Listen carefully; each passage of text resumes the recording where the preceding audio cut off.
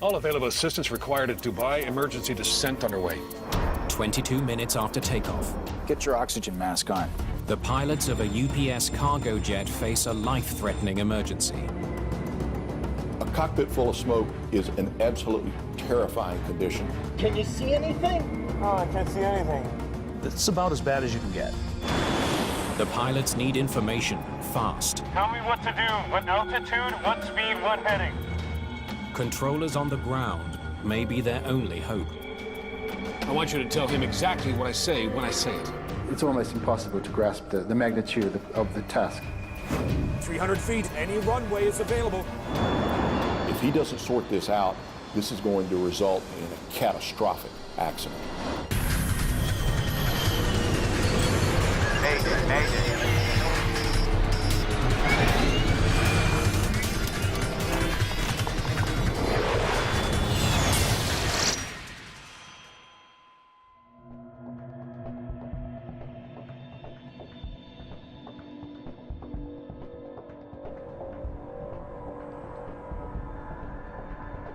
Evening settles over the desert city of Dubai. The world's tallest building shimmers in the twilight.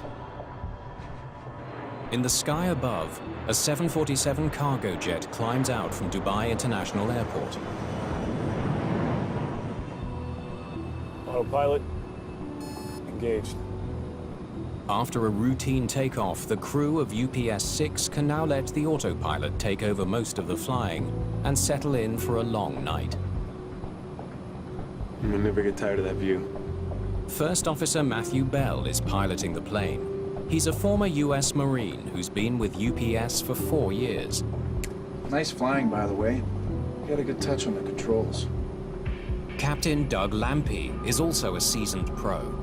He's been with UPS for 15 years and logged more than 4,000 hours on the 747. Both of them were said to be very skilled aviators, very experienced. The massive cargo hold of the 747 is filled with 228,000 pounds of freight bound for Germany. The 3,000-mile journey will take the plane northwest from the United Arab Emirates, past Bahrain and the Middle East, before crossing Europe to land in Cologne. Dubai is one of the major cargo hubs in the Middle East, in fact, in the world. A lot of cargo moves at night. So oftentimes when we're asleep, we have over our heads thousands upon thousands of cargo flights moving the freight and being delivered the next day. As the 747 climbs, it passes into Bahrain's airspace, and the captain tunes his radio to contact a new controller there. Bahrain, UPS-6 climbing to flight level 320. That'll be fine, UPS-6. This is Bahrain, and you are in radar contact. Radar contact now for UPS-6, thank you. Richard Phillips is now responsible for the plane. It's busy airspace. There's a lot of frequency changes. There's a lot of different air traffic controllers you talk to while traversing this airspace.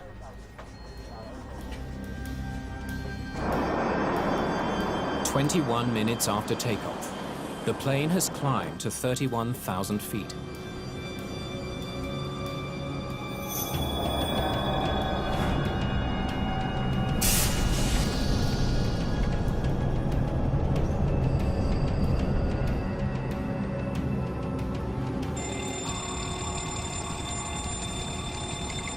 Fire, main deck forward. An alarm warns of a fire in the cargo hold.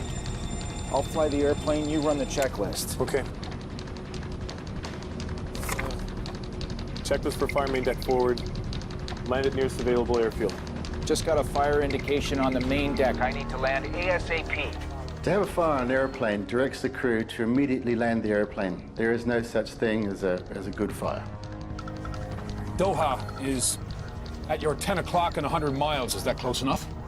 Phillips asks the crew if they'd like to land at a nearby airport. But the captain has a different idea.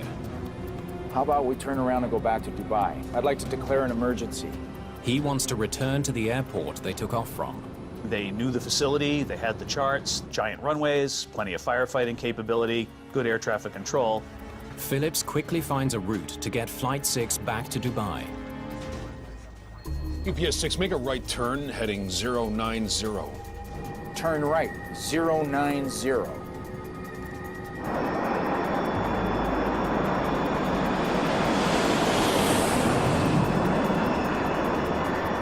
It will take 25 minutes to fly the 207 miles back to Dubai International. All available assistance required at Dubai. Emergency descent underway. In Bahrain, Phillips' workload just skyrocketed. Iraqi Airways, Flight 10, descend flight level 27000. It's his job to keep the airspace around UPS 6 clear of other planes. Iraqi Airways, Flight 1, turn right 10 degrees. I've got an emergency descent.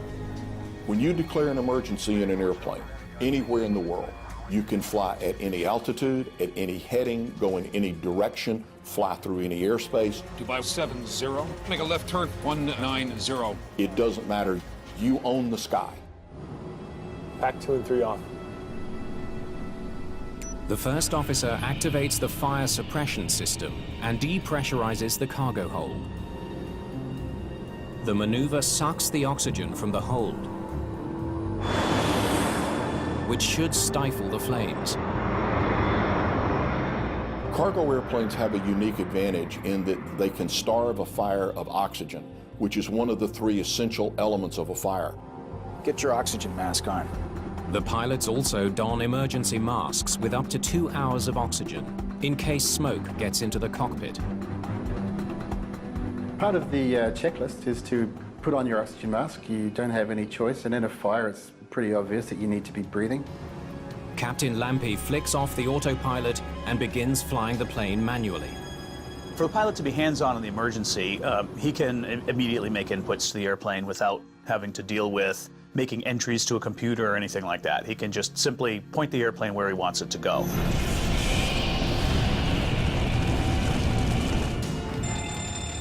Another warning light goes off. The fire is spreading. It's a nightmare scenario. The crew now has fire alarms in several different areas of the cargo hold. The fire suppression system isn't working, and the flames are spreading fast. The fact that the fire warnings were not only not going away, but they were actually progressing, they were increasing, tells you that you have a high likelihood of a very, very serious fire in the back of the airplane. With the emergency escalating, clear communication is key. Bahrain, I need an emergency descent. This is UPS 6. Fire. UPS 6, descend flight level 270. UPS 6 is going down to what altitude, sir? Flight level 270, sir. Establishing effective communication is one of the first steps after the masks are in place. But the pilots are having trouble hearing. Can you hear me? The masks have built-in microphones. I can't hear a damn thing. In the midst of the emergency, the crew needs to adjust the setting to make them work. It can take some time because the correct selection for the microphone and the mask has to be made, the overhead speakers have to be turned on, the volume has to be turned up. The downside of that is that no additional parts of the checklist are accomplished until the crew communication is established. Bahrain, do you read UPS 6? UPS 6, go ahead, sir. Just as the communication problem is solved, a much bigger one drifts in. Smoke. A cockpit full of smoke is an absolutely terrifying condition. You're doing everything you can to vent smoke out of the airplane, yet it continues to get worse. God, it's getting hot in here. The captain starts to feel heat. He knows the fire is right underneath him. I need a descent down to 10,000 feet right away, sir. UPS 6, descend and maintain 10,000. Your discretion.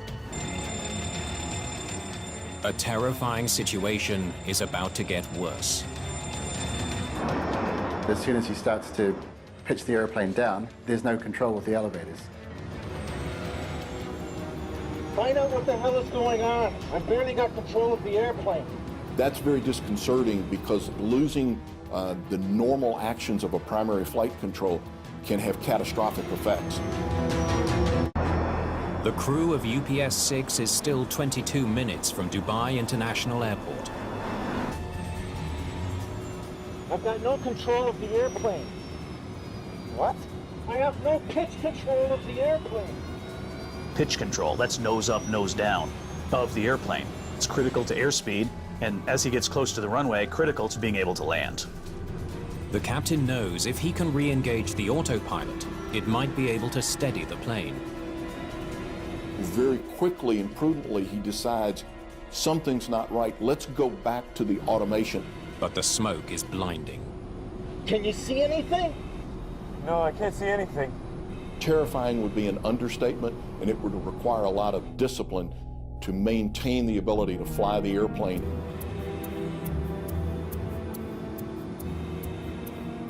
The captain gropes through the smoke and finds the autopilot control. The strategy works. For now, the plane is stable. But navigating back to the airport with smoke obscuring the controls will still be an enormous challenge. UPS-6, proceed direct to Dubai when you're able. With UPS-6 about to fly out of his airspace, Phillips gets on the phone to controllers in the United Arab Emirates to make sure Dubai Airport is ready for the incoming plane. UPS-6 is reporting a cargo fire and has declared an emergency. Try and get Dubai into the computer. The crew needs to program their autopilot for the return to Dubai. Let's get straight into 12 left. 12 left. Okay. Unfortunately, the pilot is going to need to see that autopilot to configure it. No, I can't see it. It's almost impossible to grasp the magnitude of the problem-solving task. If they can get close enough to the runway and maintain the correct speed, a high-tech guidance system at the airport might help get the plane to the ground. The Instrument Landing System, or ILS, sends out radio signals from the end of the runway. It can guide the plane down, both vertically and horizontally, from about 12 miles out. The autopilot in the 747 is pretty sophisticated. It could pick up that Instrument Landing System signal and automatically fly the airplane and bring it all the way, basically to the threshold of the runway. But first, Bell has to dial in the right frequency for the ILS signal from runway 12 left. Somehow, through the smoke, he does it. UPS-6 is now less than 20 minutes from the runway. Okay, UPS-6 is straight into 12 left, sir. Straight into 12 left. All planes, stand by. Other flights are rerouted to clear the way for UPS-6. Everyone is waiting for the mammoth 747 to land. Give me a heading if you can. I can't see. Okay, stand by. The crew needs Phillips to finish guiding them to the runway. Abu Dhabi, stand by. He has to work fast. They're almost off his radar screen. Most of the time, pilots can at least see their instruments. In this case, the controller needed to be helping them in something very, very basic: airspeed, altitude, and heading. I need that heading. It's getting really hot in here. Just when the crew needs him most, We'll get right back to you with that, sir. Give that clipboard, please. Phillips loses radar contact. Thank you. UPS-6 has flown beyond the range of Bahrain's radar. Emirates, this is Bahrain Area Control. I need your readouts for UPS-6. They're off my radar.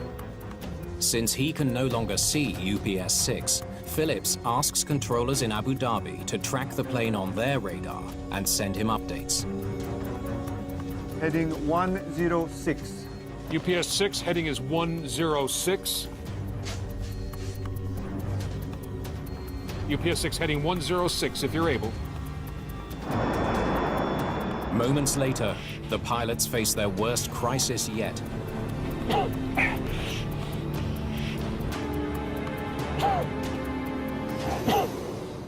I got no oxygen. Okay, hold on. Are you okay? The captain, isn't getting any air. I got no oxygen. I can't breathe. There's emergency oxygen beside the jump seat at the rear of the cockpit. But the captain can't reach it. Oxygen. The captain now has just one option, but it's risky. The best thing he can do now is to get up out of the seat, go back and get that supplemental oxygen.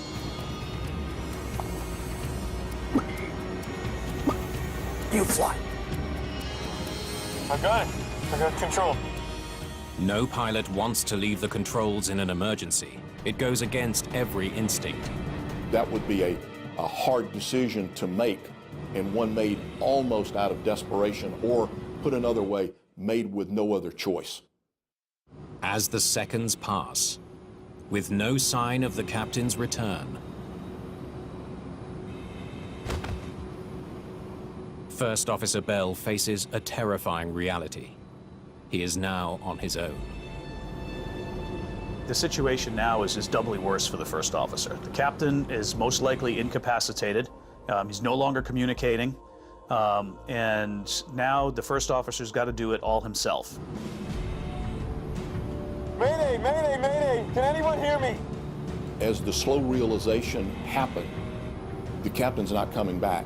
All it does is intensify the focus of, what do I need to do to get on the runway in Dubai? Bell is also facing another problem. After flying beyond Bahrain's radar range, he is now about to fly out of its radio range as well. Just like a cell tower or a AM/FM radio, as you get farther away, the signal gets weaker and weaker and eventually doesn't work anymore. UPS 6, contact Dubai 132.1. Controllers give him a new frequency to tune in to Dubai control. But it's no use. The smoke in the cockpit is too thick. Sir, we're gonna have to stay with you. We can't see our radios. Can you give me an altitude? He couldn't change back to the Dubai frequency. So the problem now is, how do you talk to someone out of radio range on your frequency? His only choice is to stay with Richard Phillips in Bahrain. Phillips has to think fast. Sky Dubai 751, you're my intermediary. Sky Dubai 751, roger. And a quick piece of thinking, the controller said, I'm going to use relays to communicate with the airplane which is flying out of my radio range. He recruits a plane that's flying within radio range of both Bahrain Control and UPS 6. This plane will act as a relay, forwarding messages to and from the stricken plane. At the same time, controllers in Abu Dhabi are tracking UPS 6 on radar and feeding that data to Phillips by phone. UPS 6, your altitude is 15,000. This is Sky Dubai 751 relay. It's a makeshift system that could save the first officer's life. UPS 6 is now just 12 minutes from the runway in Dubai, hurtling toward it at more than 400 miles an hour. Dubai is how far? It is possible for a single pilot to land a 747, but in an emergency, the workload is immense. He can't see his instruments, doesn't know where he is in relation to the ground or the airport, and has basic troubles in controlling the airplane. It's about as bad as you can get. Sir, you're gonna have to work faster. Give me a heading direct to the airport of Dubai and give me immediate vectors. UPS 6 requests radar vectors to the runway. Okay, tell him to stand by. UPS 6 requests vectors to runway. In Bahrain, Phillips draws on all his experience to manage the communications. The air traffic controllers were faced with this unique situation. Pilots who couldn't see their instruments, never mind just couldn't see outside, and were trying the best they could to give this pilot the information that he needed. Current airspeed immediately! Immediately! As he fights for his life, all Matthew Bell knows is that the information he needs can't come soon enough. There's a lot of people in this communication loop, and information has to pass from one person to the next, to the next, to the next. And this takes time, and that's something the first officer doesn't have very much of. As UPS 6 speeds ever closer to Dubai, Phillips struggles to keep the lines of communication open. As each relay plane flies out of range, he must scramble to find another. Dubai 1, you up? Dubai 1, go ahead. Dubai 1 is a government aircraft, a 747. Captain Paddy Hurst will be the voice Bell hears during the final descent. Dubai 1, your radar contact, sir. I need you to do relays for UPS 6. All right. What do you want me to tell UPS 6? I want you to tell him exactly what I say when I say it. The next 5 minutes will decide the fate of UPS 6 and its lone pilot, Matthew Bell. He's now dependent on his thousands of hours of experience and training to basically rewrite an emergency procedure for this airplane, because these compound failures are far and above anything that we train for. Tower clears you to land, runway 12 left. UPS 6, you are cleared to land. 12 left. Tell me what to do. What altitude, what speed, what heading. Okay. Bell desperately needs to know how to line up with the runway. They want to know what altitude, what speed, what heading. I need current altitude, speed, and heading. 20 miles out, heading 115. UPS 6, 20 miles, heading is 115. UPS 6, you are 20 miles from the field. The information is frustratingly incomplete. Just like the game of telephone, a little bit gets lost in the translation. With so many people in the communications loop, every bit of data he's getting is outdated. It's not what's going on right now, it's what was going on some period of time, seconds ago. And he's trying to fly the airplane in real time. As he nears the airport, Bell takes the final step in his attempt to lock on to the runway signal. He pushes the ILS approach button. Come on. He knows it may be his last chance to get his plane on the ground safely. If the autopilot system captures the both lateral and vertical parts of the ILS, it says that you have a high likelihood of getting the airplane to the airport. You may bend it, it may end up in some pieces, but it's the highest likelihood of survival. No traffic between the field and the aircraft. No traffic between the field and the aircraft. Bell is doing the impossible. He manages to line the plane up with the runway. He's too high and he's too fast. But it's not enough. The plane is moving too fast to capture the ILS signal. In an instant, his best chance for a safe landing is gone. They said he's too fast and too high. Is he able to make a 360? Circling would give Bell more time to slow his plane and try again to capture the signal. You're high and fast. Can you do a 360? Negative, negative, negative. He's what's known as behind it. He's not on the proper vertical profile. It's not getting better. If he doesn't sort this out, this is going to result in a catastrophic accident. Bell doesn't give up. He sets the autopilot to speed up his descent. Here we go. He hopes he can bring the plane in steep and fast and somehow make the landing work. Bell is blinded by the smoke. He's operating the plane by feel. He extends the flaps and drops the landing gear.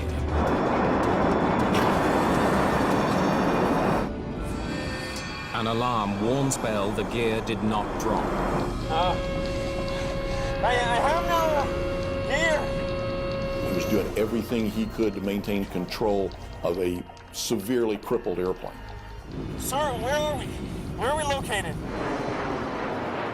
Bell is overshooting the runway. He was pretty much lined up along the left-right course to the runway. Unfortunately, it was too high for him to make a landing.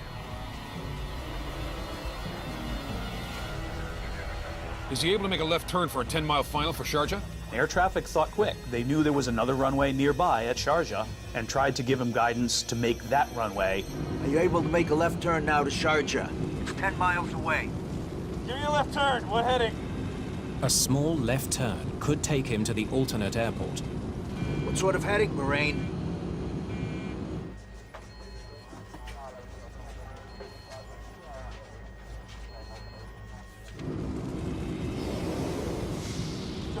What heading? Heading 095. You're on final for Sharjah. Bell tries to enter the heading into the autopilot.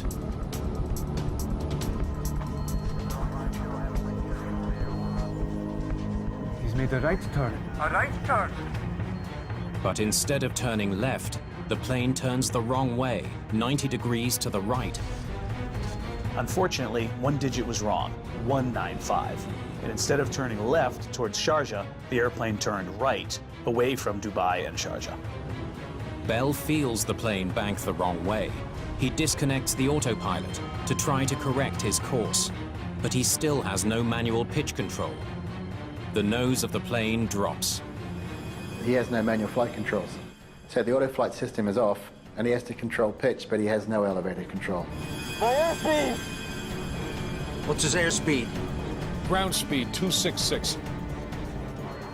The first officer never gave up trying to fly the airplane or land the airplane. Okay, your ground speed is 266. It sounds like you're too fast. 800 feet. You're 800 feet.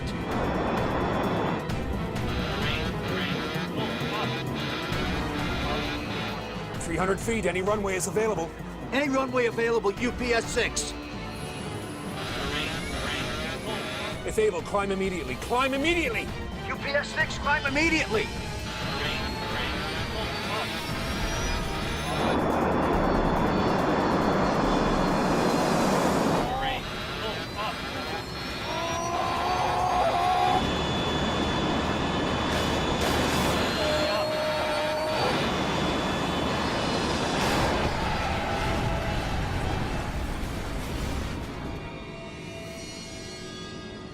What's the word? Radar contact lost. UPS-6 has crashed into a military base 10 miles from Dubai International Airport. Neither pilot has survived. First Officer Matthew Bell, who fought to the final seconds, leaves behind a wife and a 4-year-old daughter. Captain Douglas Lampy was also married with 4 children. It's one of Dubai's worst ever aviation disasters. And for the first time, the man in charge of the investigation is a UAE national. The Director of Air Accident Investigation, Khalid Al-Raisi. I remember it was a Friday evening on the month of Ramadan. And shortly after we got the call. He knows he's facing one of the most important challenges of his career. This is the busiest airport in this region, and UPS is a major career as well. It was so important to know what the reason that the aircraft crashed.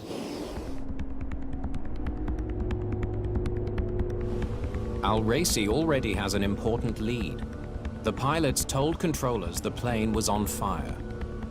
But he doesn't know what caused the fire, or how it could have crippled a jumbo jet so completely. The $220 million plane is now charred rubble. The unrecognizable remains spread over a wreckage site the size of 6 football pitches. The airplane had hit at very high speed. There were a lot of small pieces, and when that happens, from an investigative standpoint, it's going to be really challenging. Al-Raisi quickly appoints New Zealander Darren Straker to lead the investigation. Straker is an experienced air crash investigator recently recruited to the UAE. Okay, let's get moving. We need to see every piece. First question is, what was on fire? How did it get on board? Why didn't the aircraft fire suppression system handle it? And how did this 747 drop out of the sky in the middle of a large city? Since the 747 is American-built, Well, what do you need? Al-Raisi also calls in investigators from the US National Transportation Safety Board. We knew right away from the air traffic communications they had this catastrophic fire and all these other side effects in the airplane. We needed to find out, how could this happen? The 747 is one of the most popular planes in the sky. The newly formed team needs answers fast. I want you to search this entire grid, inch by inch. The first step is to recover as much debris as possible. We call it eating the elephant. Where do you start? One bite at a time. First things to look for were the flight recorders, the CVR and FDR. The cockpit voice recorder is found almost immediately. It should have captured everything the pilots said in the cockpit. But there's no sign of the flight data recorder, and the heat of the desert is making a difficult search even more challenging. We needed to find the data recorder. So we just resorted to searching square by square. We made 10-meter square sections, and we just progressed in a linear fashion from the beginning of the debris field.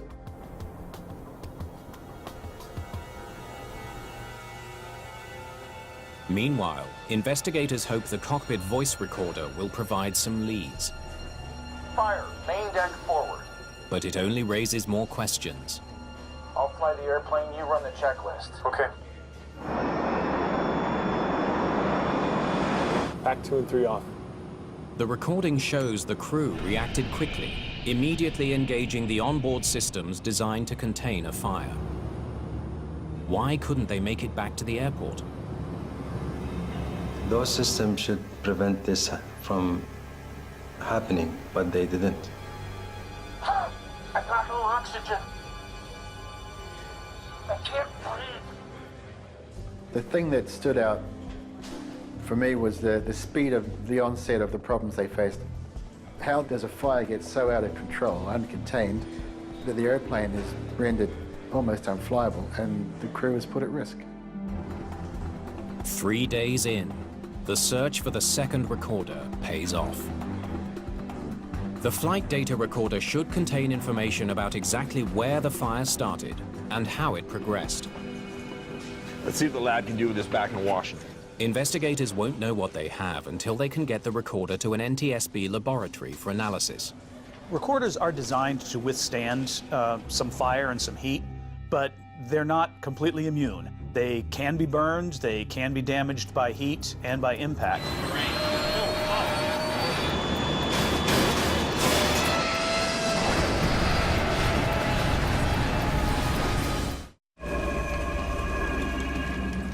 Beyond the outer edge of the wreckage field, investigators make an unexpected find.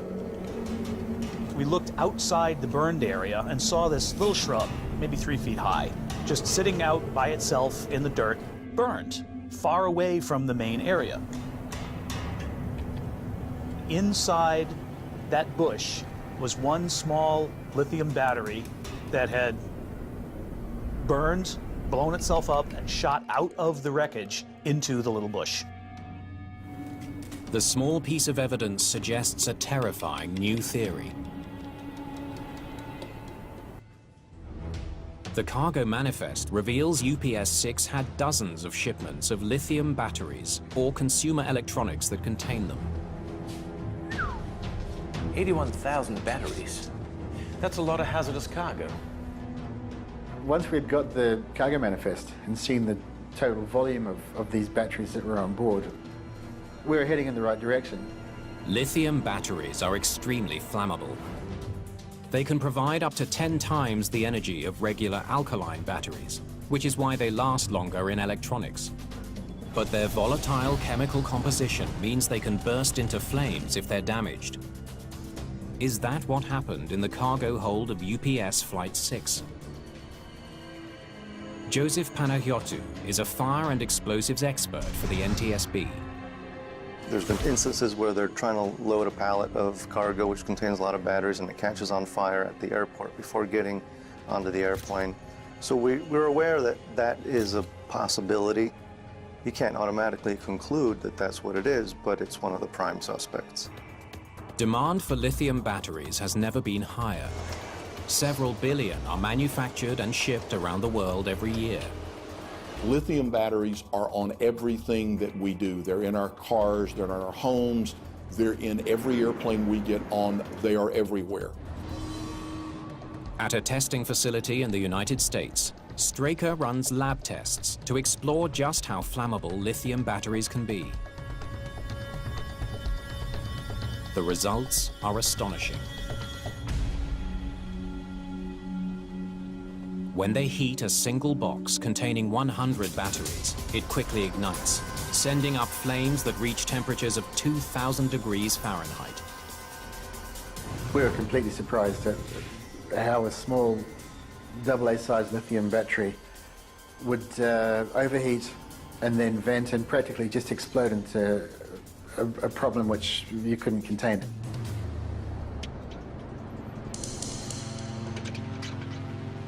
The black box flight data has been downloaded. Investigators study each parameter, trying to reconstruct how the plane broke down over time. We could see numerous systems failing, things dropping offline. We could start tracing back as things were failing, lining them up physically with the airplane. The next step is to map the failures and use them to trace the path of the fire. The data paints a vivid picture of an intense fire that burned through the cargo hold at a critical location. All the failures are right here, behind the cockpit. If you are familiar with the 747, you know it has that very distinctive hump up in the front. The cockpit is part of that hump, and the cargo deck is underneath there. A lot of the cabling, the control cables, electrical cabling and everything, ran through this one common area just at the aft part of that hump, right above the part of that cargo compartment where we saw the first fire alarms. So what was in the containers beneath those systems? Bingo. Lithium batteries. Right underneath the critical failure points in the airplane, we found some shipments in there of some pretty large batteries, a lot of energy, packed in a very dense place. And that was a big moment to figure that out. We had the solution to the issue of where the failures originated and how they originated. In the crowded cargo deck, the flames soon spread to other containers, many of which also contained batteries. We've seen in fire tests that sometimes they become projectiles, flaming projectiles, and they can spread a fire that way and make it even worse.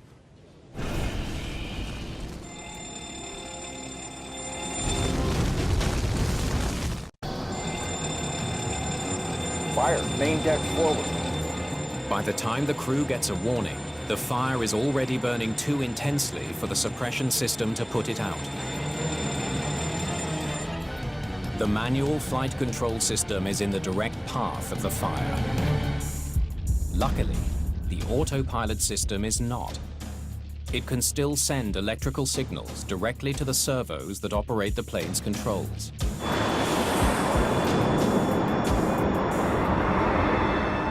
But when the pilot switches off the autopilot, the plane becomes nearly impossible to fly. I have no pitch control of the airplane. Fire quickly destroys more systems, including the captain's oxygen supply and the landing gear controls. I have no gear. But Straker believes the tragedy would have been even worse if not for the final actions of the first officer. 300 feet, any runway is available. At the last moment, in a plane he could barely control, If able, climb immediately. Climb immediately! he manages to narrowly avoid a suburb of Dubai.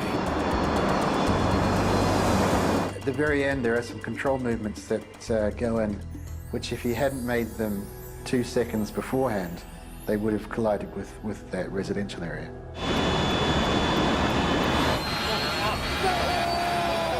He knew what was in front of him, and he also knew from the ground proximity warning system that time was running out.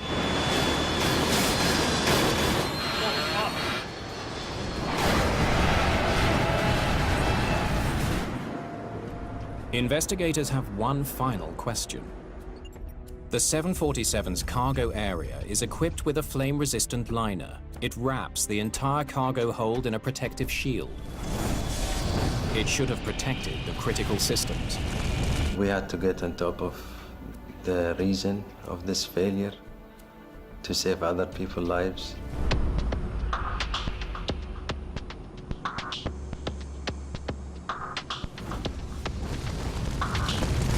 To find out how fire could have burned through the plane's protective cargo liner, investigators conduct another dramatic test. We did our tests with our representative load. The fire was on the pallet was enormous. We were standing behind glass about 50 feet away from this, and I could feel the heat. What the tests showed us is not just the energy, but the time factor as well. All this pent-up energy released so quickly that it could create this catastrophic event without the time needed for the pilots to get safely back down on the ground. The cargo liner failed. The flames spread quickly, eating through vital control systems.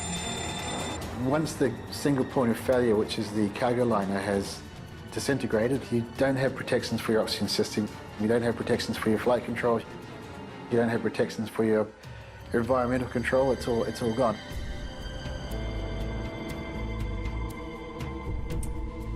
It all came down to a single point of failure. We never thought that a new aircraft could have such failure, or nobody thought of these failures would happen. The final report highlights the need for better smoke detectors and fire extinguishers in cargo holds. It also calls for new fire-resistant cargo containers. The final report for UPS-6 came up with 36 safety recommendations. This number talks by itself on the depth of the safety lessons which we learned from this accident. One of the big changes that's already occurring in the cargo industry is the concept of container-level fire detection. Rather than relying on the smoke detection or fire detection in the cargo compartments themselves, these very large compartments, we're moving towards the ability to detect fires inside the cargo pallets themselves, inside the containers, rather than waiting before it's too late and too big. At UPS, the entire company mourned the loss of their colleagues. Even before the report came out, they took steps to keep their pilots safer. The company is testing a new cargo container that can withstand a 1,200-degree fire for up to 4 hours. That type of containment capability will allow our people, as well as anyone in the world, to safely get an aircraft on the ground no matter where they're flying. UPS has also improved safety in the cockpit. We've implemented full-face oxygen masks, which can be placed on our pilots with one hand. 3 seconds gives them more time to respond to perhaps a smoke-filled cockpit.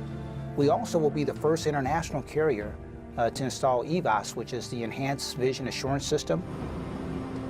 The new system creates a sealed air bubble for the pilots that allows them to see both their instruments and the view ahead if the cockpit ever fills with smoke.